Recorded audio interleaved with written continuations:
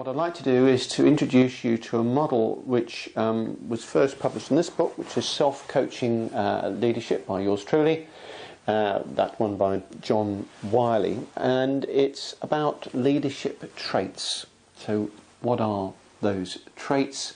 What is that leadership model that the traits refer to?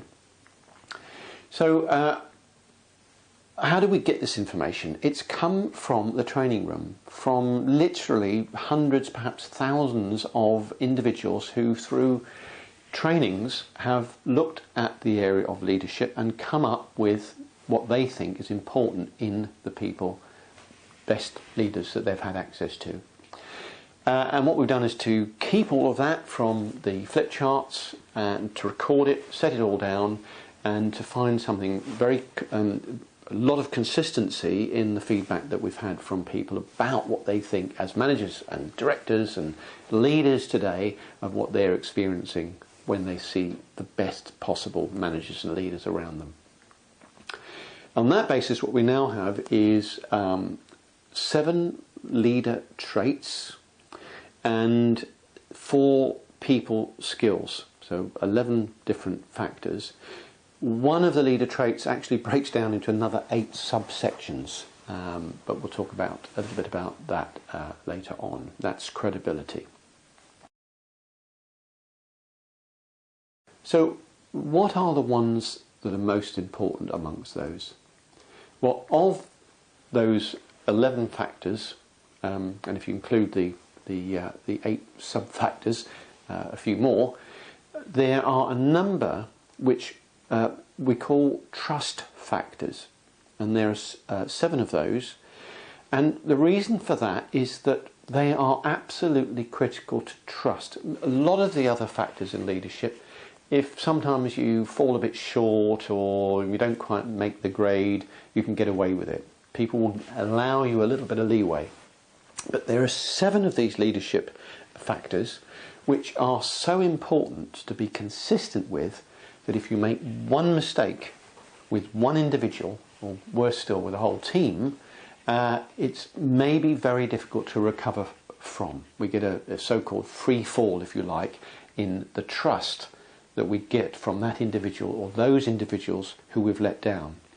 So today we're going to start, I think, with those 7 trust factors and have a quick look at those so that we can identify them. And maybe you might find it useful to, in each case, is to set down 0 to 10 where you are with those trust factors. So in other words, how good are you in each of these trust factors?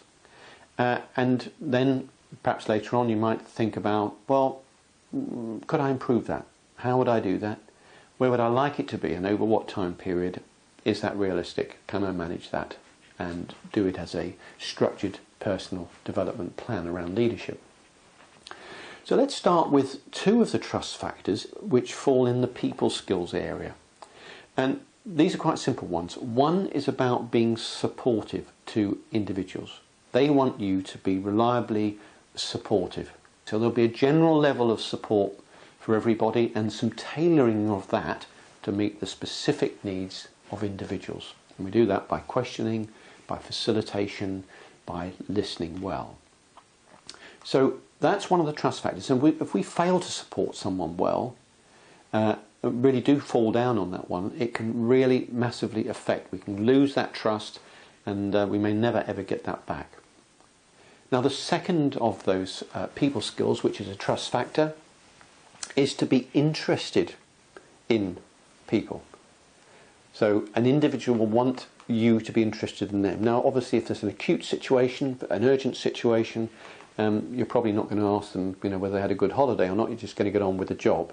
But we need to be generally interested. If we're taking a call with somebody who works for us, let's say, or one of the stakeholders who is important to us in our career, and they can hear key strokes on the keyboard, or the rustling of paper, or scribbling, or the receiver covered over and a conversation going on with someone else, that isn't a good feeling. And when we do that to people, they can feel pretty put off by you, and you can lose trust very, very, very quickly. So that's the second of the trust factors that sits in the people skills one, and ones which can be hugely damaging if we don't get those right.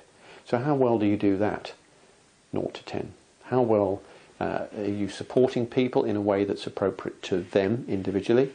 And how do you show that you are interested by giving people time, by stopping informally as opposed to just doing that formally, by having conversations which are not about work, that may be about other things, and is not wasted time because it's going to tell you about what's important to them and will give you clues about how to motivate them. So what else is there? Well, there are 5 other factors in the leadership traits which I'm just going to quickly go through now, if I may. And again, 0 to 10, how well are you doing now? Where would you like it to be? How can you make that difference? One of the others, and in video 2, should you join us for that, we will see quite an interesting potential conflict here, and that is reliability and consistency. So are we being reliable, and are we consistent in how we manage people in different circumstances? In other words, how predictable are we? Now, people like that, and as we'll see in video 2, we'll also look at flexibility and how these actually, although they seem in conflict, actually are not in conflict. How can we be consistent and reliable, but also be flexible? That's for video 2. But for the moment, reliability and consistency are important. So how well do you do that now? How well could you do that, and over what time span if you want to change it? When we let people down in terms of reliability, when we don't meet expectations in terms of our consistency, people do get put off very quickly. They can suddenly stick you in the bad box, and that's not a good place to be when you want a job done in somebody's private time. You want them to work late, or you want something done particularly well for a particular customer, or whether it's an internal or external customer. The 4th trust factor I'd like to go through is also a leadership trait, and that is the accepting responsibility. And I'm pretty certain, because we see this in the training room, that it's one that most of my listeners today will think of as being pretty important to them too.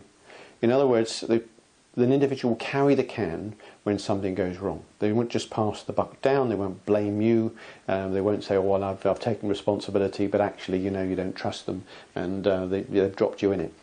So they will accept responsibility. Absolutely critical. Get that wrong once, and again, you can very, very severely damage a relationship, and if you're unlucky, that can become a mood, a subculture within part of your team, which can be highly disruptive and destructive. The other one, which is sort of related in a way, and this is about discretion. So are you responsible enough to be discreet? Sometimes we get snippets of information about people, we learn more in listening to them, and it would be quite easy sometimes to let other people have access to that when we're having a few drinks somewhere. Not a good idea. If we share a bit of privileged information about someone, imagine if it's you, and you've told somebody something that's personal to you about the object of your career, or a desire to change your career, or some other personal factor which perhaps you don't want the general public to know, and you hear some rumour about yourself. What is that like? Same for other people, and if we're the source of that, or thought to be the source of that, the chances are they're not going to come and confront us. The chances are they're just going to be disruptive and unhelpful, and maybe start dissing us in other areas of the business, and having an effect on our standing and our careers. So very important to get that right. So that's another trust factor. That's that discretion. 2 more leadership traits which are trust factors. And one of those is walking the talk.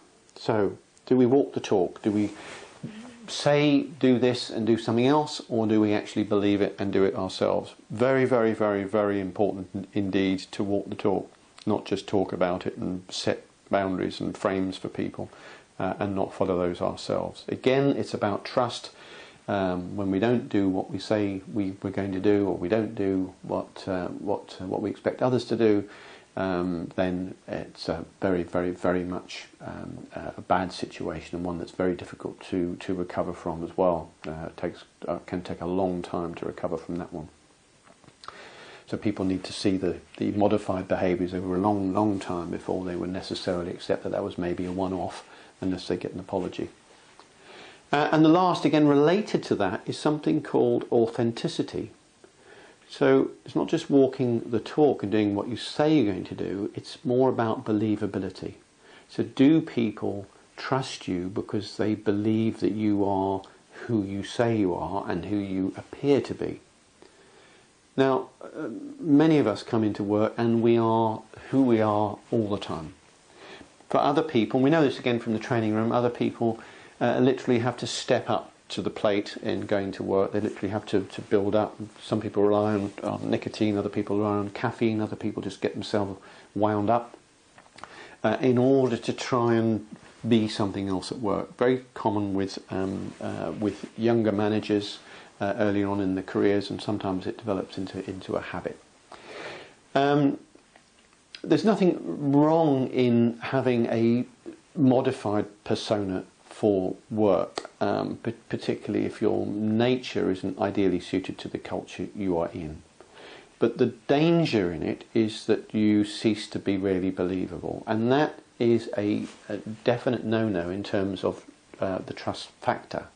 So will people trust you? They will trust you less, and the more acting you do, the more different you are at work to how you really are as an individual, then the less likely it is that people are going to trust you, they're going to follow you, and they're going to perform at the level that you might wish them to do in those teams.